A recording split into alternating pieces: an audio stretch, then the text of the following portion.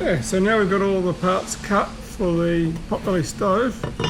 We've got 4 of these parts here. Got our top, our front, our chimney, and our 4 legs. We're going to go into the welding bay and I'll show you how to put them together.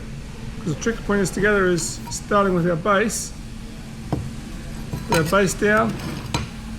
The very first one we're going to weld is the front door. I'm going to put it on like so, and we're going to tack it, one tack there, and then we're going to put the back on, number 2, like so, tack him down there, and then do our sides.